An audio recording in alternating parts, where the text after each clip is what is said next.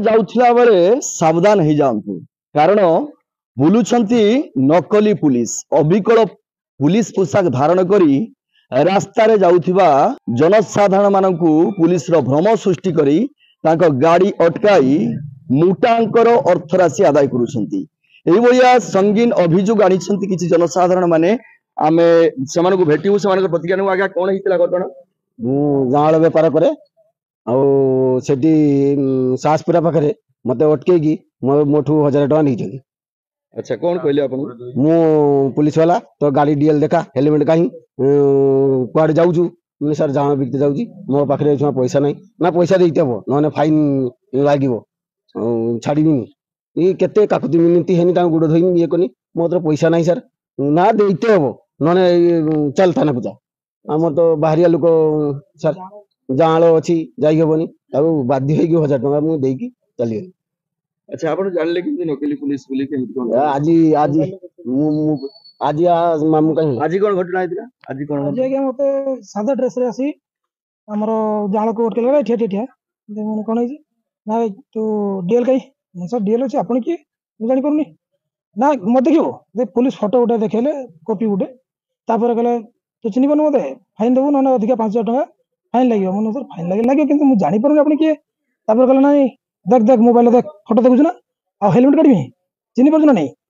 मोर हो सर जहाँ भी हो मो तो बर्तमान पैसा नहीं बेपार है नहीं बेपार है ना देवी नहीं पारे तू एबे दे सर एबे नहीं ना ठीक है घर बाकी चल तो बिक्री ना दबू तो मैंने सर ठीक देवी मो रूपखंड आड़े बुलिकी सेपटे पहुँचला बेलू मत पुणी आगे से आड़िया पर घेरले कौन भाई है मुझे सर ना जमा बेपार है ना सेठू पलि आसला आज्ञा ये तेल टांगी कि तेल पुराऊनी जाल बेपार सर मत आसिक कि दौन कहीं मुझे सर मुझे जानी ना आप ना हाँ मुझे अच्छी ठीक दे दे दे दे टांकी पाखु टे खसगल केपटे जी मुझे बाम पटे से जी बाम पटे गलापर कि मत अटकेले कहले दे माल दे मुझे सर कि माल आप कहीं एमती हैरान कर मत कहला बेलू मत अश्लील भाषा गाड़ी गुलज कले जहाँ बोलिक मो पाखर लोक मो जाँल भाई मैंने थे डाकी पठेनी अटकई धरला घटना को आम हैंडओवर कलु सर पुलिस को हैंडओवर कलु आज्ञा। अच्छा केते दिन हला आपण ए भले शिकार होउ ना आज्ञा मु आज आज्ञा है शिकार होइछि किंतु मो भाई माने आगुर होइछंती 3-4 जन जाकि से माने फाइन देइछंती बाकी मो पाखरे डीएल थिला एवं हेलमेट थिला तेन मु ताको फाइन देइ नाही मते मागुथले पुणी आसिक जेतला लास्ट होला से मते एठू मागिया पे चेष्टा कले एठी लोक अछंती बोली पछिक पळैथिले सेठी जेतला मागिया पे एवं जुजस्ती कले मु सेति बेले मो ऊपर लागी के अश्लील भाषा कहले भाषा कहया तो मु आपन कथा संयुक्त करंतु हां व्यवहार ठीक रखु आउ जने भाई अछंती कहबे आज्ञा कोन हेतिला आपन सहित आज्ञा आमे दीर्घ 25-30 वर्ष धरि ए गाँ रे जाल बिक्री आछी जदि बिक्री करी आछी इमिति घटना केबे घटी नाही द्वितीयत 2-3 दिन तले हमर दुईटा पिला कतु जन कतु 1000 टंका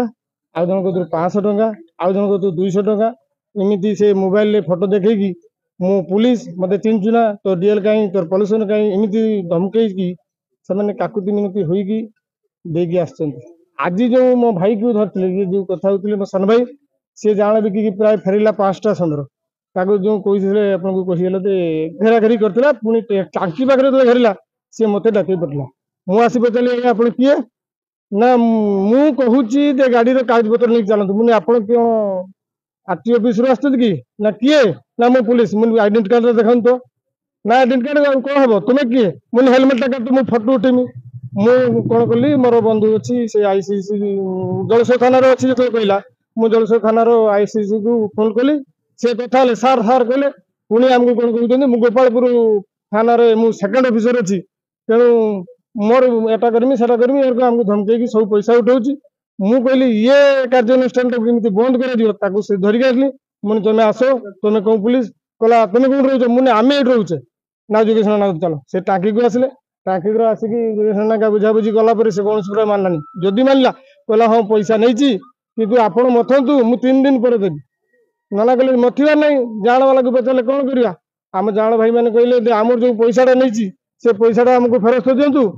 गाड़ीटा नहीं गाड़ीटा रखी दिंतु आपको हेफाजत गाड़ी गाड़ी रही आम पैसा नेबू गाड़ी छाड़ी से कौन से प्रकार कहला मु 3 दिन पर देवी जदि न नहीं 3 दिन पर कहीं देवे से आमर जो सरपंच आसते बरीपदारू सी भाईना कौन कले थाना को इनफर्म कले बाबू आसते टेक नहीं तेणु आम चाहूँ एपरी अन्यटा न हो आमको ठीक न्यायटा मिले ଆମେ ଯେହେତୁ ବିଦେଶୀ ଲୋକ ଏମିତି ଧୋକାବାଜର ଶିକାର ଆମେ ନ ହଉ ସେଇ ଜିନିଷ ଆପଣଙ୍କ ଯାହାକି ବାଇକ୍ ଆରୋହୀ ମାନେ ସେମାନେ କହୁଥିଲେ ଯେ କି ରାସ୍ତାରେ ଯିବା ବେଳେ ସେମାନଙ୍କୁ ଦୀର୍ଘ ଦିନ ଧରି ସେ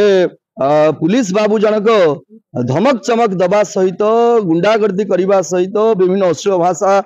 ଗାଳି ଗୁଲଜ ଦବା ଏବଂ ଜୋର ଜବରଦସ୍ତି ଗାଡିକୁ ଅଟକେଇ ପିଛା କରି ଅର୍ଥ ଆଦାୟ କରୁଥିଲେ ବହୁତ ଦିନ ଧରି। ତେବେ ଆଜି ସେଇ ବାଇକ୍ ଆରୋହୀ ମାନେ ସେ କାବୁ କରିଛନ୍ତି ନକଲି ପୁଲିସ ବାବୁଙ୍କୁ। ତେବେ ଗୋପାଳପୁର ଥାନା ପୁଲିସ ଘଟଣାର ତଦନ୍ତ ଜାରି ରଖିଛି। ସୁର ବାହାନଗାରୁ ଜୟଦେବାଚାର୍ଯ୍ୟ, କାମୟାବ ଟିଭି।